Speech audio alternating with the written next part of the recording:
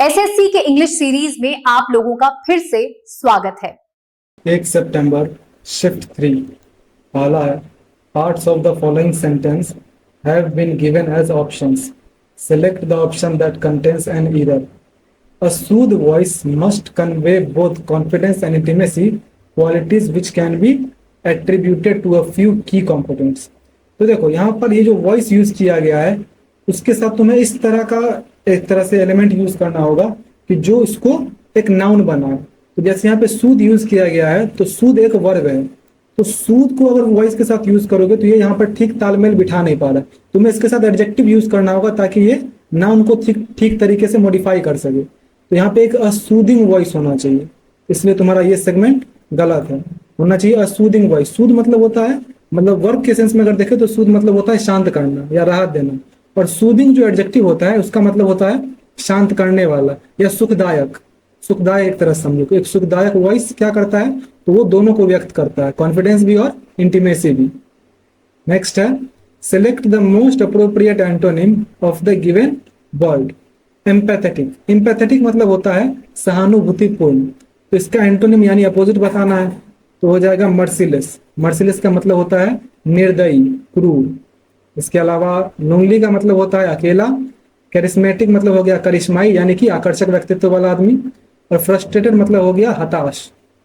Next है select the most appropriate meaning of the underlined word. The police inspector knows the ins and outs of the murder case. तो ins and outs ये जो idiom है इसका मतलब होता है पूरी जानकारी। इसका हो जाएगा फुल डिटेल्स, यानी कि पुलिस इंस्पेक्टर को हत्या के मामले की पूरी जानकारी है, पूरा विवरण है। इसके अलावा लॉज मतलब हो गया कानून, ऑल द विटनेसेस यानी सभी गवाह, और लॉयर्स एंड जजेस यानी कि वकील और जज मतलब हो गया न्यायाधीश। नेक्स्ट है the following sentence has been split into 4 segments. Identify the segment that contains an error. He told me that he goes to the market to buy a laptop. तो देखो यहाँ पर ही टोल्ड मी यानी रिपोर्टिंग वर्ब जो है वो past का है, तो आगे जो रिपोर्टेड स्पीच होगा वो भी पास्ट का ही सेंस देगा। तो ये ही गोज नहीं होना चाहिए बल्कि ही वेंट होना चाहिए। He told me that he went to the market to buy a laptop, तो इसलिए तुम्हारा ये सेगमेंट गलत है। नेक्स्ट है select the most appropriate option that can substitute the underlined word in the following sentence. The energetic kitten is playful after having his breakfast. यानी कि वो जो किटन मतलब होता है बिल्ली का बच्चा, तो वो अपना ब्रेकफास्ट करने के बाद प्लेफुल यानी उसके बाद वो अपना खेलने लगा। तो देखो यहाँ पर यूज करना है हमें किटन के लिए उसका प्रोनाउन यूज करना है। तो किटन के लिए जो हम प्रोनाउन यूज करेंगे तो यहाँ पर क्या सेंस दे रहा है, हैविंग हिज ब्रेकफास्ट, यानी यहाँ एक पॉजिटिव प्रोनाउन का सेंस दे रहा है कि अपना ब्रेकफास्ट करने के बाद। इसके लिए हम इट्स का यूज करेंगे, ITS वाला it's.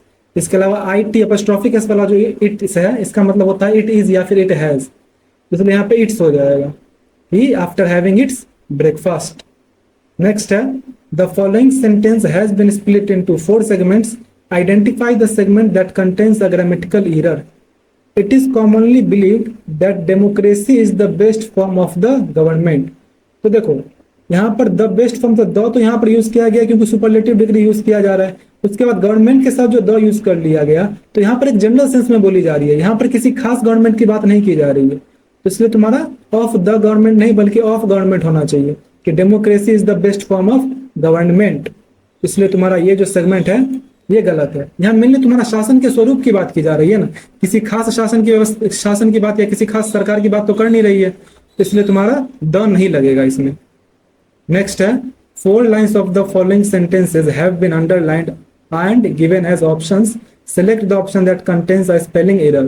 Ozone is a reactive gas that is not only important in protecting us from harmful ultraviolet radiation, but this is also a greenhouse gas and a high smog level concentrations harmful to human health and vegetation. तो देखो इसमें गलत spelling है reactive की। Reactive की spelling होती है REACTIVE। इसमें ई भी जो लिख दिया इसके जगह VE होना चाहिए। रिएक्टिव का मतलब होता है प्रतिक्रियाशील, इसलिए तुम्हारा ये गलत है। इसके अलावा रेडिएशन सही है, रेडिएशन यानी कि विकिरण, कंसंट्रेशंस यानी सांद्रता, और वेजिटेशन यानी कि वनस्पति, तो इन सब की स्पेलिंग सही है। नेक्स्ट है select the most appropriative option that can substitute the underlined segment in the given sentence. He said that I have finished my work.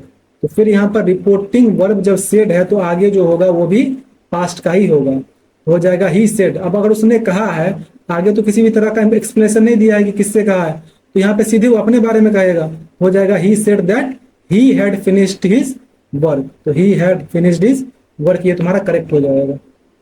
Next है, parts of the following sentence have been underlined and given as options. Select the option that contains a misspelled word. A piano teacher described an interesting encounter she had with a young lady who came to inquire about music lessons. इसमें encounter की spelling गलत है, ये जो encounter लिखा हुआ है इसकी स्पेलिंग गलत है, TER होना चाहिए ना कि TAR. इनकाउंटर का मतलब होता है किसी से मुठभेड़ होना या सामना होना. यहाँ पर चूंकि यंग लेडी है तो मुठभेड़ नहीं होगा, यहाँ पे सामना होगा. इसका मतलब कि वो जो है पियानो टीचर उसने डिस्क्राइब किया एक इंटरेस्टिंग एनकाउंटर को, एक इंटरेस्टिंग सामना को एक यंग लेडी के साथ जो म्यूजिक के बारे में उससे इंक्वायरी कर रही थी, पूछताछ कर रही थी. नेक्स्ट है, select the most appropriate meaning of the underlined idiom. The executives were running around in circles without any success. तो ये जो इडियम है रनिंग अराउंड इन सर्कल्स, इसका मतलब होता है किसी चीज पे प्रयास करते रहना बिना किसी सफलता के, यानी कि putting efforts into something that does not give a worthwhile result. यानी कि तुम उस चीज में प्रयास करते रहे लेकिन उसका कोई सार्थक परिणाम नहीं निकला. इसके अलावा अचीविंग मैक्सिमम माइलेज, यानी कि अधिकतम लाभ प्राप्त करना. यहाँ पर माइलेज मतलब गाड़ी वाला माइलेज नहीं है, माइलेज मतलब यहाँ पर लाभ से संबंधित है. Suffering huge profits and losses, तो ये तो तुम्हारे फाइनेंशियल उतार चढ़ाव को दिखा रहा है. सक्सेसफुली अकम्प्लिशिंग द टारगेट, यानी कि लक्ष्य को सफलतापूर्वक पूरा करना. नेक्स्ट है, तो इसका हो जाएगा पुटिंग एफर्ट्स वाला. Select the most appropriate option that can substitute the underlined segment in the given sentence. Many great people born in that same village. तो देखो ये पैसिव वॉइस में लिखा गया है, तो पैसिव वॉइस में देखो ऐसा कोई हम सेंटेंस लिखते हैं तो वॉज वेयर प्लस V3 का यूज करते हैं, इसलिए यहाँ पे बॉर्न नहीं होगा बल्कि वर बॉर्न होगा. Many great people were born in that same village. Next है, the given sentence contains an error. Select the option that correctly rectifies the error. He was carefullest while stealing the crown jewels. देखो careful का जो superlative degree बनता है वो केयरफुलेस्ट नहीं बनता, वो मोस्ट केयरफुल होता है. इसमें मोर केयरफुल लिख दिया, जब किसी से तुलना तो की जा नहीं रही है किसी एक से, ये नहीं होगा. मोस्ट केयरफुलर यानी सुपरलेटिव के साथ कंपेरेटिव, तो ये भी नहीं होगा. केयरफुलर, तो ये कंपेरेटिव गलत लिखा हुआ है, मोर केयरफुल होता है. और he was the most careful, तो ये तुम्हारा एकदम करेक्ट है. He was most careful while stealing the crown jewellers. Next है, select the most appropriate synonym of the given word. Hesitate, hesitate मतलब होता है हिचकिचाना, तो इसका सिनोनिम हो जाएगा फैल्टर. फैल्टर का मतलब ये होता है हिचकिचाना या डगमगाना या आगे बढ़ने में लड़खड़ाना, इसके लिए हम यूज करते हैं फैल्टर. इसके अलावा ब्लैबर का मतलब होता है बकबक करना या तेजी से बात करना, बिना सोचे समझे बहुत ज्यादा बातें करना. रिकॉइल का मतलब होता है पीछे हट जाना, या तो डर की वजह से या फिर घृणा की वजह से. कंसील का मतलब होता है कोई चीज छिपाना, किसी चीज को गुप्त रखना. नेक्स्ट है, the sentence given below has spelling errors. Select the sentence without spelling errors. We can also contribute to preservation, तो प्रिजर्वेशन इसमें गलत लिखा हुआ है, of water bodies by not dumping our garbage in them. इसमें देखो we can also contribute to preservation, इसमें भी प्रिजर्वेशन गलत लिखा हुआ है. We can also contribute to preservation, इसमें प्रिजर्वेशन एकदम सही लिखा हुआ है. प्रिजर्वेशन मतलब होता है संरक्षण करना, ये एकदम सही लिखा हुआ है इसमें. Of water bodies by not dumping our garbage in them, तो ये एकदम सही लिखा हुआ है. इसके अलावा वी कैन ऑल्सो कंट्रीब्यूट, इसमें कंट्रीब्यूट की स्पेलिंग गलत है, लास्ट में ही छूटा हुआ है. इसके बाद we can also contribute to preservation, इसमें प्रिजर्वेशन की भी स्पेलिंग गलत है. Of water bodies by not dumping our garbage, और गार्बेज की भी स्पेलिंग गलत है, इसलिए तुम्हारा बी ऑप्शन एकदम करेक्ट है. नेक्स्ट है, select the most appropriate meaning of the given idiom. Call it a day. Call it a day का मतलब होता है आज के लिए इतना ही, यानी आप काम बंद कर देना, काम करना बंद करना. हो जाएगा टू स्टॉप वर्किंग, यानी अब काम करना बंद कर देना. To have the greatest day ever का मतलब हुआ आज तक का सबसे बेहतरीन दिन. To be very straight forward, यानी बहुत सीधा होना, जो है मुंह पर. To refer to something as something else, यानी किसी चीज को किसी दूसरे चीज के रूप में रेफर करना, संदर्भित करना. नेक्स्ट है, select the most appropriate antonym of the given word. Stern. Stern का मतलब होता है सख्त, कठोर, तो इसका एंटोनिम हो जाएगा लेनिएंट. लेनिएंट का मतलब होता है उदार, नरम या दयालु. इसके अलावा स्टेबल का मतलब होता है स्थिर. सिंसियर का मतलब हो गया ईमानदार. और प्रोफाउंड यानी कि बहुत गहरा। नेक्स्ट है select the most appropriate option that can substitute the underlined segment in the given sentence. His older brothers were quite willing that he should went to sea. तो यहाँ वेंट टू को हमें substitute करना। तो देखो जब यहाँ ही शुड यूज कर लिया तो शुड क्या है, एक मोडाल ऑक्सिलियरी वर्ब है। तो मोडाल जो भी होता है जैसे हो गया will, would, can, could, should, may, might, तो ये सब जो मोडाल है इसके बाद हमेशा वर्ब का बेस फॉर्म यूज होता है। ये वेंट जो है वो वर्ब का सेकेंड फॉर्म हो गया, हमें इसका बेस फॉर्म यूज करना होगा। तो हो जाएगा go to, he should go to see. Next है select the most appropriate option that can substitute the underlined segment in the given sentence. It is true that learning English is essential for professionals to survive the national and international competitions. तो देखो ये जरूरी है कि professional जो है उनके लिए इंग्लिश सीखना जरूरी है। क्यों? ताकि वो इंटरनेशनल और नेशनल कंपटीटर्स के साथ क्या कर सके, तो उन लोगों से सर्वाइव का यहाँ पे मतलब है कि उन लोगों के सामने टिके रह सके। तो सर्वाइव जो लिखा हुआ है यहाँ पे, तो टू इन्फिनेटिव जब भी हम यूज करते हैं तो उसके साथ पहली बात तो V1 यूज करते हैं, लेकिन हमें यहाँ पर V1 भी नहीं यूज करना है, हमें यूज करना है चूंकि एसेंशियल फॉर यूज किया गया है यानी कि उसके लिए आवश्यक है। इसके साथ हम जिरंड का यूज करेंगे, जिरंड यानी कि V4, ताकि वो जो वर्ब है वो नाउन बन जाए। तो क्या हो जाएगा, essential for professionals for surviving, to survive की जगह हो जाएगा for surviving the national and international competitions. ठीक, यहाँ पे एसेंशियल फॉर के बाद जिरंड आएगा।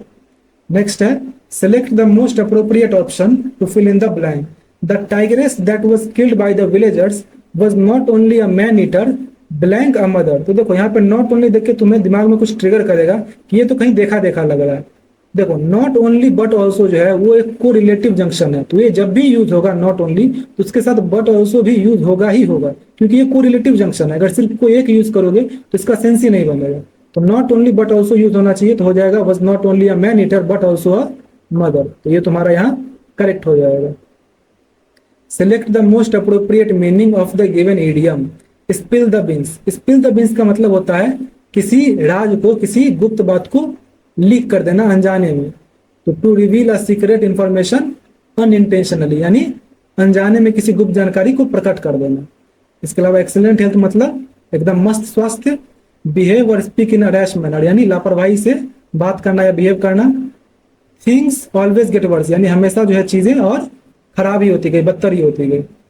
नेक्स्ट है कंप्रहेंशन पैसेज। तो एक बार पढ़ लो, अब क्वेश्चन देख लो। 1, 2, 3, 4 एंड 5। एक बार तुम बना लो, अब मैं बनाता हूं। Photosynthesis is the blank used by plants, algae and some bacteria to turn sunlight into energy. तो फोटोसिंथेसिस क्या है प्लांट्स के द्वारा यूज किया गया, तो वो एक प्रोसेस है, वो एक प्रक्रिया है जिसमें वो लोग क्या करते हैं, प्लांट्स, एल्गी और सम बैक्टीरिया जो है वो सनलाइट को एनर्जी में बदलते हैं, यानी अपने लिए भोजन बनाते हैं। इसके अलावा गेस का मतलब हो गया अनुमान, केओस यानी कि अराजकता, और एरिया मतलब क्षेत्र। नेक्स्ट है the process chemically blank carbon dioxide and water into food and oxygen. तो जो प्रोसेस है उसमें क्या होता है, तो वो कार्बन डाइऑक्साइड एंड वाटर को किस में बदलता है, फूड एंड ऑक्सीजन में। तो उसमें क्या कर रहा है, बदल रहा है। तो क्या हो जाएगा, कन्वर्ट्स। ये प्रोसेस क्या कर रहा है, कन्वर्ट कर रहा है, यानी उसको बदलता है या परिवर्तित करता है। इसके अलावा एक्सीड्स का मतलब होता है अधिक हो जाना। क्रेट्स का मतलब हुआ, क्रेट्स मतलब हम बक्से में कोई चीज पैक करने के लिए हम क्रेट्स का यूज करते हैं। बाउस का मतलब हो गया झुकता है। नेक्स्ट है the chemical reaction often blank on a pigment called chlorophyll which gives plants their green colour. तो ये जो केमिकल रिएक्शन वो क्या करता है पिगमेंट पे, क्लोरोफिल पे वो क्या करता है, तो वो चीज रिलाई करता है। रिलाई का मतलब उस पर निर्भर करता है। वो एक पिगमेंट होता है, यानी कि एक वर्णक होता है क्लोरोफिल, जो कि प्लांट को उसका हरा रंग देता है। तो रिलाइज इट मीन्स दैट निर्भर करता है वो एक केमिकल रिएक्शन। इसके अलावा क्रिएट्स मतलब बनाता है, होप्स मतलब आशा करता है, और वांट्स मतलब चाहता है। नेक्स्ट है photosynthesis also the blank or planet is blanketed in an oxygen rich atmosphere। यानी फोटोसिंथेसिस ही क्या है, तो फोटोसिंथेसिस ही वो रीजन है जिसकी वजह से हमारा प्लेनेट जो है वो ब्लैंकेटेड है, यानी कि ढका हुआ है एक ऑक्सीजन रिच एटमोस्फेयर से, यानी ऑक्सीजन से भरे हुए वातावरण से। तो यहाँ रीजन एकदम करेक्ट सेंस देता है कि फोटोसिंथेसिस ही वह कारण है। इसके अलावा गोल का मतलब हो गया वह लक्ष्य, और सेंस का मतलब हो गया समझ या इंद्रियां, और ओकेजन मतलब हो गया अवसर। Plants observe carbon dioxide from the blank air and release water and oxygen via microscopic pores on their leaves called stomata. तो प्लांट्स जो है वो कार्बन डाइऑक्साइड किस तरह के एयर से एब्जॉर्ब करते हैं? तो सराउंडिंग एयर से, यानी उनके आसपास जो हवा है उससे वो अवशोषित करते हैं कार्बन डाइऑक्साइड को। इसके अलावा अफार मतलब हो गया दूर, डिस्टेंट मतलब भी हो गया दूर, और क्लोज मतलब हो गया बंद या नजदीक। तो यहाँ पर क्लोज एयर नहीं होगा, वो सराउंडिंग जो है वो ज्यादा यहाँ पे अप्रोप्रिएट लगता है, क्योंकि सराउंडिंग जो है वो एक स्थान को दर्शाता है। क्लोज तो तुम जैसे कि एक नजदीक के लिए यूज करते हो कि हम क्लोज फ्रेंड्स, इस तरह से, लेकिन सराउंडिंग जो है वो उसके आसपास का एक तरह का वातावरण के लिए यूज किया जा सकता है। तो इस तरह ये समाप्त हुआ। आपका जो भी स्कोर हुआ कमेंट कर दीजिए। मिलते हैं नेक्स्ट वीडियो में।